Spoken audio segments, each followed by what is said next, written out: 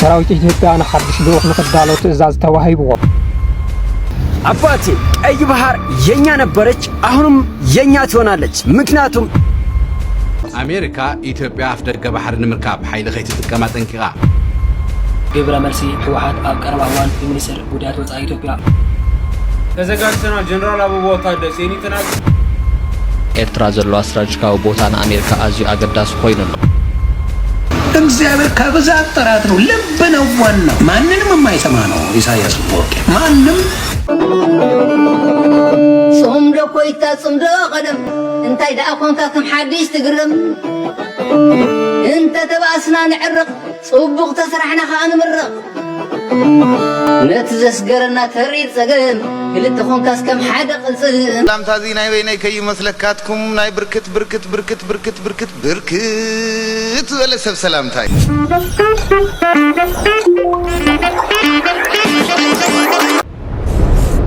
تقلل بزولو زغرارن فيديو حزاقاني ورد لكم كساف صامي يحاولكم نكتكاتل بمعدام سبسكرايب مغارن كيزنقعوا نز فيديو لايك مغار جمرو وسناي صاني سلام سلام أنا يوردل سلام أوني حنم بعلمو سلام يوردل هاجرنا سلام انتقينا علم بعلمو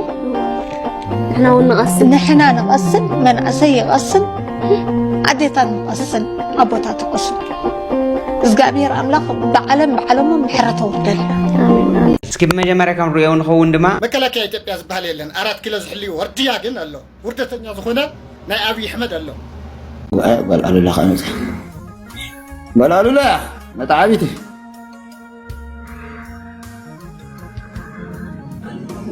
لا أنت زيادة مرحبا مرحبا قالوا لا هناك ينود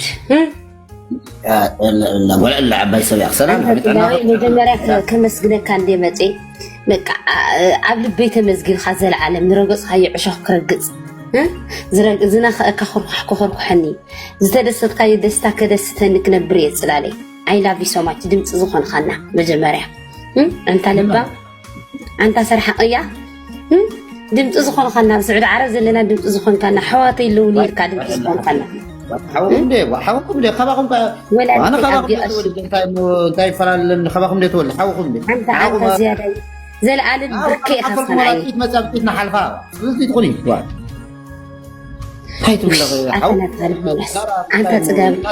أنت تجابي أنت درر عيني بسرو كمسكنك أي بس أبي أشناي بحق أي تقول لك فاميلي تسحقوا سنهم يدركن أي تسحقوا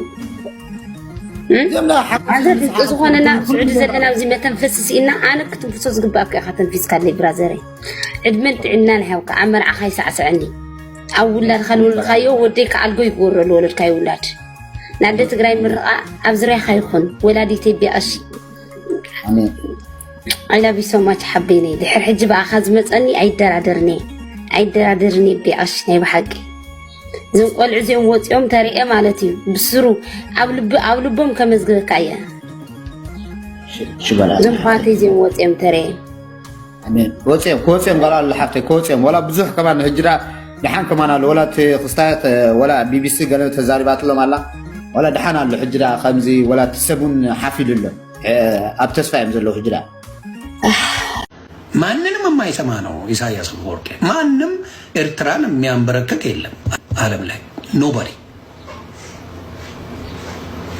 ነን ዓለም ነው ማወራ አሜሪካንን አትፈራ አውሮፓን አትፈራ አረብን አትፈራ ማንንም አትፈራ የሚደንቅ እኮ ትንሽ ህዝብ እኮ ልብ ነው ዋናው እግዚአብሔር ከብዛት ጥራት ነው ልብ ነው ዋናው ኤርትራዊ እንደፈለገ ይባላል በሀገሩ ጉዳይ ከመጣ አይሰማ ገባ በሀገሩ ጉዳይ ኤርትራዊ ካልከው አንድ ላይ መጣ ምንም አይሰማም ነው ማለት ከዛ ውጪ ግን እንዳልኩ ከሌላው ጋር ተስማምቶ ተፋቅሮ በአንድ ላይ መኖር እንደ ኤርትራውያን የሚችልበት የለም ጽድት ያሉ ናቸው አብዛኛዎቹ ይደሉኛል እና እኔ ኤርትራውያን ይመቻችሁ ቤተሰብ በጣም ነው የምንወዳችሁ የኢትዮጵያ ህዝብ ከኤርትራ ጋር ምንም አይነት ችግር የለበትም ችግር አለብኝ ካለ ብልጽግና ነው ውቀጡት ብርሃኑ ጁላ ነው እንደለመዳችሁት ለአምስተኛ ጊዜ ማቁት ባጫ ደበሌ ለሶስተኛ ጊዜ ማርኩት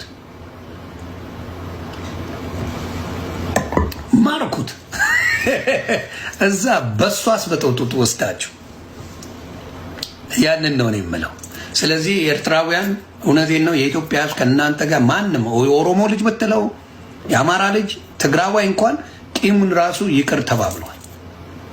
ያው ላዝም ተፈጅቶበት ቂም ይቅርታ ተባብሏል። አለ የተባለ ማርሻል የተባለ የኛ ሀገር በጣም በጣም በጣም አንድ ትልቅ የመጨረሻው ቦታ ያው ሻዕቢያ የስራችሁን ይስጣችሁ እየማረኩ ያቀጅቧቸዋል። ምን እንደሚወጓቸው አላውቅም። ባጫ ደበሌ በሶ የሚበጠብጠውንም ማርከው ያረጉትን አይታቸዋል። መስፍን ፈይሳንም ማርከው ያረጉትን አይታቸዋል። ይሄንን ባጫንም ደግሞ ዝም ብለው ነው የሚያዝሩት።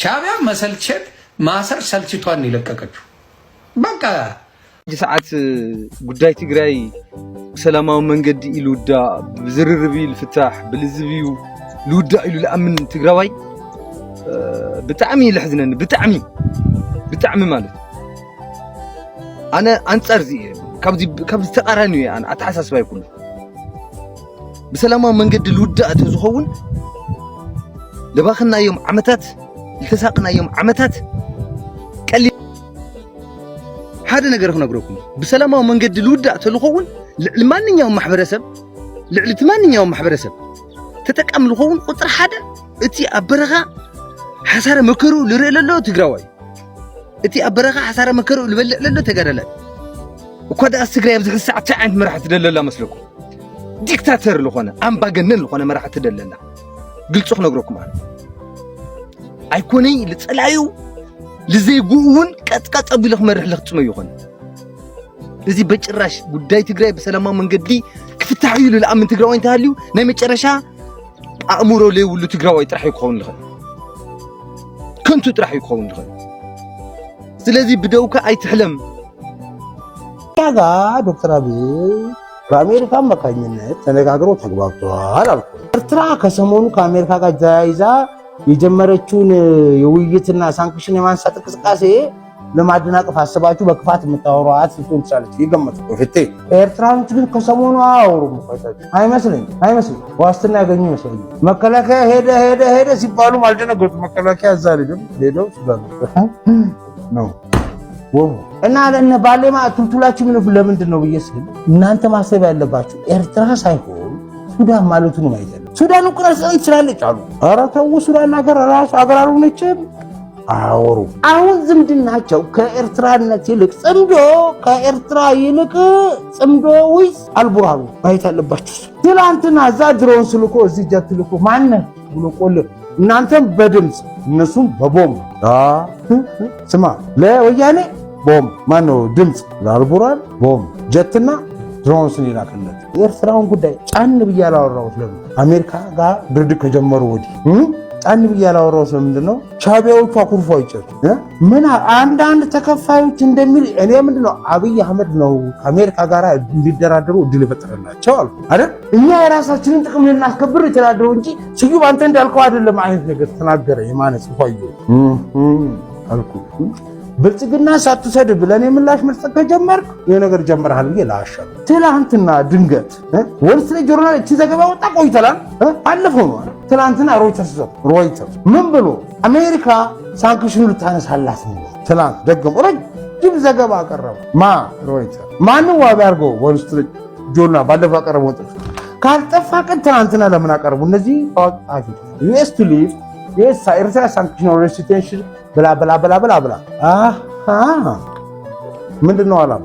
ኤርትራ ምን ነበር የምትለው ሁሌ ስለ ወያኔ they are useful idiots። ሻዕቢያ ምን አረጋቸው? አብቼ እናንተ ተደራድረን እንጨርሳለን ይሄንን ነቀርሳ ልቀልልኝ አይነት የትላንትናው አጀት መቀሌ ላይ ተሽከረከረችው አዲግራት አካባቢ ያለችው ምንድነው ለሻዕቢያ ማለት ነው። በሳውዲ አረቢያና በአሜሪካ ድራዳሪ ይሄ ድርድር ውጤታማ ከሆነ ለሁለቱ ሀገራት የመሰረተ ልማት የተለያዩ ድጋፎች ይደረጋሉ። ኤርትራ ማዕቀቦች ይነሱላታል። ነገር እንመኝ በቃ ያ ማዕቀብ ይነሳላቸው። በዛ ሂደት ሳውዲ አረቢያ ላይ የሚደረግ ድርድር ከኢትዮጵያ በኩል የሚጠየቁ ጉዳዮች አሉ። በተለይ ከናይል ወንዝ ጋር ከአባይ ወንዝ ጋር የተያያዘ የኢትዮጵያ መንግስት ከቀይ ባህር ጋር የሚጠይቀዋል። ይሄ ወደብን በኮመርሻል ፐርፐስ ከመጠቀም ባለፈ እስከ ራስ ዱሜራ ድረስ የዘለቀ የኮሪደር የቀይ ባህር ጠረፍ ተዋሳኝ የመሆን የናቫል ቤዝ የማቆም ይሄ ደግሞ የምናደርገው ከራሳችን ሰልፍ ኢንተረስት ብቻም አይደለም፣ ቀጠናውን በአስተማማኝነት በዘላቂነት የመጠበቅ እነዚህ ውጤቶች እየተመዘገቡበት ነው። ሻዕቢያ ደግሞ ሞኝ አይደለም። እነዚህን ሰዎች ገፋፍቶ ግጭት ውስጥ አስገብቷቸው ከላይ ዘግቶ ከታች ይህንን እንዴት ማሰብ ተሳናቸው? እንግዲህ አብረን የምናየው ነው የሚሆነው። ቡም አባቴ ቀይ ባህር የኛ ነበረች፣ አሁንም የኛ ትሆናለች። ምክንያቱም እነዚህ ኋላ የሚታዩት ጀግኖች እስካሉን ድረስ የኢትዮጵያ ሕዝብ ምንም ሆነ ምንም ቀይ ባህር የኛ ትሆናለች ማለት ነው። የፈለገ ሰው የፈለገውን ያውራ፣ ኢትዮጵያ ለዘላለም ተከብራና ታፍራ ትኑር። ቡም ዶክተር ደብረጽዮን ገብረሚካኤል ስርሖም ንኸጅምሩ ጻውዒት ቀሪብሎም ቤት ምክሪ ብሔራዊ መንግስቲ ትግራይ ዶክተር ደብረጽዮን ገብረሚካኤል ርእሰ ምምሕዳር ትግራይ ኮይኖም ስራሕ ንኸጅምሩ ወግዓዊ ጻውዒት ኣቕሪቡ በመሰረት እቲ ቤት ምክሪ ዘውፅኦ ደብዳቤ ብ27 ሚያዝያ 2018 ዓ.ም ኣብ ዘካየደ መበሻሻይ ዘመን መበሻሻይ ስሩዕ ጉባኤ ንዶክተር ደብረጽዮን ገብረሚካኤል ርእሰ ምምሕዳር ገይሩ ሸሚዩ። ካብ ተሸመሎም ዕለት ጀሚሮም ድማ ስርሖም ንኸጅምሩ አፈ ጉባኤ ወይዘሮ ኪሮስ ሓጎስ ኣብ ጻሕፍዎ ደብዳቤ ንምፍላጥ ተኻይሉ። አሜሪካ ኢትዮጵያ ኣፍደገ ባሕሪ ንምርካብ ሓይሊ ከይትጥቀማ ጠንቂቓ። አሜሪካ ኢትዮጵያ ብሓይሊ ኣፍደገ ባሕሪ ንምርካብ እተካይዶ ዝኾነ ይኹን ፈተነ ብጽኑዕ ከም እትቃወማ ጠንቂቓላ። ቀዳማይ ሚኒስትር ኢትዮጵያ ኣብይ ኣሕመድ ሃገሩ ኣፍደገ ባሕሪ ናይ ምርካብ መሰል ከም ዘለዋ ደጋጊሙ ብወግዒ ክገልጽ ከም ዝጸንሐ ይፍለጥ። አሜሪካ ነዚ መጠንቀቕቲ እዚ ንኢትዮጵያ ብተደጋጋሚ ከም ዝገለጸትላ ሮይተርስ ተዓዘቦ ናይ ውሽጢ መዘክር ሚኒስትሪ ጉዳያት ወጻኢ አሜሪካ ይሕብር። እቲ ሰነድ ብተወሳኺ ክልቲአን ሃገራት ካብ ተጻብኦ ደው ክብላ አሜሪካ ከም ዝነገረተን ይግለጽ። እዚ ከምዚ ኢሉ እንከሎ አሜሪካ ኣብ ልዕሊ ኤርትራ ቢራቶ ዝጸንሐ እገዳ ከተልዕሎ ምዃና እቲ ማዕከን ዜና ሓቢሩሎ። እቲ ኣብ መስከረም 2021 ብምምሕዳር ባይደን ኣብ ልዕሊ ህግደፍ ወተሃደራውያን ትካላትን ላዕለዎ ሰበስልጣን ኤርትራ ዝተነብረ እገዳ ኣብዚ ሰሙን እዚ ክለዓል ተመዲቡ ከም ዘሎ ይግለጽ ኣሎ። አሜሪካ ነስጉምቲ ትወስድ ዘላ ኤርትራ ኣብ መስመር መጓዓዝያ ባሕሪ ካብ ዘለዋ ስትራቴጂካዊ ኣገዳስነት ምዃኑ ተንተልቲ ይገልጹ። ኢራን ከም እትድግፎም ዝግለጹ ዕጡቓት ሑቲ የመን ንመጻቦ ባብኤል መንደብ ክዓጽዎ ኣብ ዘፈራርሕሉ ዘለዉ እዋን አሜሪካ ምስታ ኣብ ርግኣት ቀይሕ ባሕሪ ወሳኒ ተራ ከም ዘለዋ ትግለጽ ኤርትራ ዝምድና ንምምሕያሽ ስትራቴጂያዊ ስጉምቲ ምዃኑ እዩ ዝሕበር ዘሎ። ውግእ አሜሪካን ኢራንን ንቐረብ ነዳድን ንግዳዊ መጓዓዝያን እቲ ዞባ ብኸቢድ ስለ ዝጸልዎ ኤርትራ ከመገዳሲት ሃገር ክትረአ ገይርዋ ኣሎ። ምስ ምምላስ ዶናልድ ትራምፕ ናብ ዋይት ሃውስ ኣብ መንጎ ክልቲአን ሃገራት ዝጸንሐ ዝምድና ንምምሕያሽ ተበጉሰታት ከም ዝጸንሐ ፕሬዚዳንት ኢሳያስ ኣፈወርቂ ኣብ ዝሓለፈ ቃለ መጠይቁ ክገልጽ ጸኒሑ ኣሎ። እዚ እዋናዊ ኩነታት ማእከላዊ ምብራቕ ድማ ነቲ መስርሕ ዝያዳ ከም ዘቀላጠፎ ይግለጽ። ቀይሕ ባሕሪ ኣብ ዓለማዊ ቁጠባ ኣዝዩ ወሳኒ እኳ እንተኾነ ቀርና ኣፍሪቃ ግን ኣብ ዝተፈላለየ ሃገራት ብዝካየድ ዘሎ ግጭት ተሃስዩ። እዚ ስጉምቲ እዚ አሜሪካ ንኢትዮጵያ ብሓይሊ ኣፍደገ ባሕሪ ንምርካብ እትርእዮ ዘላ ድሌታት ከም ዘይትድግፍ ንምርኣይ ዝዓለመ ምዃኑ ዞባውያን ዲፕሎማሰኛታት I see Isaias has been repositioned as a relevant actor over the last couple of 3 years, as a geopolitical relevant actor. He's possibly stronger now than he has been for quite a long time in terms of his regional position and the way he is playing the international community. I don't see him as desperate as such. EU has changed its policy versus Eritrea. A lot of geopolitical actors and international medium powers and also superpowers are courting Eritrea for port access or naval bases or other kind of alliances. መረጃ ተሰምቷል። የሱዳን ፈጥኖ ደራሽ ቡድን በኢትዮጵያ ድንበር አካባቢ የምትገኘዋን ኩምሩክ ከተማን መቆጣጠራቸው ተሰማ። የፈጥኖ ደራሹ ቡድን እሁለት የተጀመረው ጦርነት በከፍተኛ ሁኔታ ላይ እየገፋ መጥቶም በኢትዮጵያ ድንበር የምትገኘውን ኩምሩክ ከተማን መቆጣጠሩን የፈጥኖ ደራሹ ቡድን ዛሬ ይፋ አድርጓል። ይህን ተከትሎ እንግዲህ ሁለት ቀበሌያትን ጨምሮ በቁጥጥር ስር ያዋሉት እነዚህ ቡድኖች ከእሁድ ጀምሮ በነበረው ውጊያ የአልቡርሃንን ቡድን ሙሉ በሙሉ በመደምሰስ በኢትዮጵያ ድንበር የምትገኘውን ከተማ ከተቆጣጠሩ በኋላ የአልቡርሃን ቡድንና እንዲሁም ደግሞ አባላት ኢትዮጵያን እየከሰሱ ይገኛሉ። ኢትዮጵያ በተለይም ደግሞ ለፈጥኖ ደራሹ ቡድን እገዛ አድርጋለች ብያሉ በተለያዩ ሚዲያዎች ላይ እየገለጹ ሲሆን ነገር ግን ኢትዮጵያ ከደሙ ንጹህ ነኝ እያለች ትገኛለች። ሐሽከር ምን እንደሆነ የለሆን ሐሽከር ለጌታቸው መስራይ የለ ጌታቸው ረዳ ማለት እኮ ምሁር ማለት እዩ ላበልኻ እንትና ማለት እኮ ምሁር ማለት ይላል ካን ድህሪያም ትኸዱ ኮይንኩም ትጠፍየኩም ንለኩም ለና ምሁራት ተንኾነ ነይሮም አብዚ ህዝብ በፅሕና የደና ኢለ በፅሕና ምሁር ለውፅሐ ደረጃ ይኮነ ውፅሕና ነው ሓደ ደም ቆሮ መሃይም ከሐስብ ከስተንትን ለይኽእል ጌታቸው ረዳ 100 ሚሊዮን ሂው በጅቱ አጥቢጥናይ እንድሕርሱ ከድሕነና ኮይኑ ትግራይ ስልጣን ይበትር ሒዙ ኮይኑ ተኮይነ የድሕነ ከድሕነ ይኽእል ጻርቃን ተኮይነ ምክትል ኮይኑ ነይሩ ሕዚ አዲስ አበባ መጠን ፈራዕ ልብልና ኣለዉ ታይ አዲስ አበባ ትኾን ተለው ለውጥ ከምፂና ንጽበዕ መቐለ ትኾን ተለው ትርጉም ለይብሎም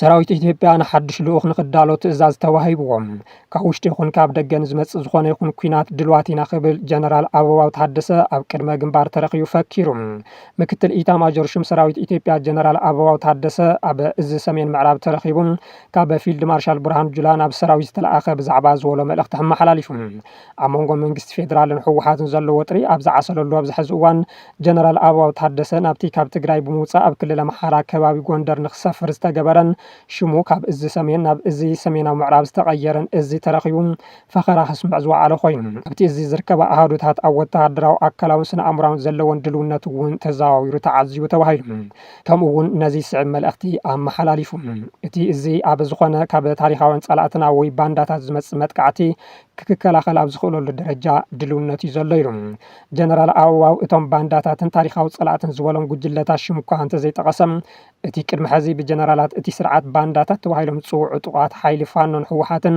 ታሪኻዊ ጸላእቲ ዝበሃሉ ድማ ሻዕብያን ግብፅን ምዃኖም ዝፍለጥ እዩ እዚ ሰሜናዊ ምዕራብ ኣብ ልዕሊ ሃገር ዝፍጸም ዝኾነ ዓይነት ወራር ኣብ ምምካትን ሃገር ኣብ ምርጋፅን ዓብዪ ተራ ዝተፃወተ ሓይሊ እዩ ክብል ብምንኣድ እቲ እዚ ነቲ ኣብ ክልል ኣምሓራ ዝንቅስቃስ ዝነበረን ህውከትን ዕግርግርን ዝፈጥር ዝነበረን ኣኽራሪ ጉጅለ ሓያል ጽፍዒት ብምዕራፍ ንኢትዮጵያ ንምጥፋእ ዝተገበረ ውዲት ኣፈሺሉ እቲ ኣኽራሪ ጉጅለ ክስበርን ኢድ ክህብን ብምግባር ንኢትዮጵያ ዘኹርዕ ንጸላኢ ዘሕፍር ጀግነት ፈጺሙ ይኽብል ተሰሚዑ ኣብ ጀኖሳይዳዊ ኩናት ትግራይ ዝለዓለ እጃም ዝነበሮን ዕላማቲ ወራር ሓይሊ ትግራይ ምድምሳስን መሰረተ ልምዓት ምዕናውን እዩ እዚ ድማ ተሳኺዑ እዩ ብምባል ዝፍለጥን ጀነራል አበባው ታደሰ ንዝመጽእ ልኡኽቶ ተዳለዉ ዝብል መልእኽቲ ነቲ ሰራዊት ዘመሓላለፈ ኮይኑ ነየናይ ልኡኽቶ ንዝብል ግና ኣይነጸረን ገለ ወሃብቲ ርእቶ ግና እቲ መልእኽቲ ምስቲ ሕዚ ሕወሓት ወሲንዎ ዘሎ ምምላስ ቤት ምኽሪ ተተሓሒዙ ኣብ ልዕሊ ትግራይ ወራር ክኸፍት ከም ዝኽእል ዘመላኽት እዩ እናበሉ ይርከቡ ዋና ኣዛዚ እዚ ሰሜን ምዕራብ ሌተናንት ጀነራል ብርሃኑ በቀለ ብወገኑ እቲ እዚ በቲ ትካል ዝወሃቦ ተደራረብቲ ግቡኣት ተቐቢሉ ብቆራጽነትን ትብዓትን ክፍጽም ኢሉ ናይ ሓደ ስርዓት መገልገሊ ኮይኑ እናዞረ ምስ ጉጅለታት ምውጋእን ህዝቢ ምጭፍጫፍን ልኡኽቱ ገይሩ ዝቕጽል ዘሎ ሰራዊት ኢትዮጵያ ኣብዚ ሕዚ እዋን ኣብ ክልል ኣምሓራ ምስ ፋኖ ዘካይዶ ዘሎ ውግእ ዓብዪ ኪሳራ ይበፅሖ ከም ዘሎ እዩ ዝግለጽ ኣብዚ ክልተ መዓልቲ ኣብ ከባቢ ጎንደር ኣብ ዝተኻየደ ውግእ ብርክት ዝበለ ሰራዊቱ ምስ ኣፅዋሩ ብፋኖ ዝተማረኸ እንትትከውን ኣብ ከባቢ ቆቦን መዋሰንቲ ትግራይን ኣብ ዘካይዱ ሓያል ውግእ እውን ዓብዪ ኪሳራ ከም ዝበፅሖ እዩ መረዳእታታት ዘመልክቱ ትማሊ 28 ሚያዝያ ናብ ወሰን ትግራይ ራያ ኣላማጣ ዋጃን ከባቢኡን ክትኮሶ ብዝወዓለ መድፍዕ ድማ ንጹሃት ሰባት ከም ዝተጎድኡ ይግለጸሎም ዕላማቲ ክትኩሶ ዝወዓለ መድፍዕ ኣብቲ ከባቢ ንዝርከብ ሰራዊት ትግራይ ንምትንኳይዶ ወይስ ንዕጡቕ ፋኖ ንምውቃዕ ዝብል ግና ዝተነጸለ ነገር የለን በቲ በለበቲ ሰራዊት ብልጽግና ዋላ እውን ብሚልዮናት እግረኛ እንተመረቐ በሪ ባሕሪ ንምሓዝ ምስ ሻዕብያ ክዋጋእ ተሪፉ ንዕጡቕ ፋኖ እውን 3 ዓመታት ሙሉእ ከጥፎ ኣይከኣለን ብምባል ዘነኣስዎ ብዙሓት እዮም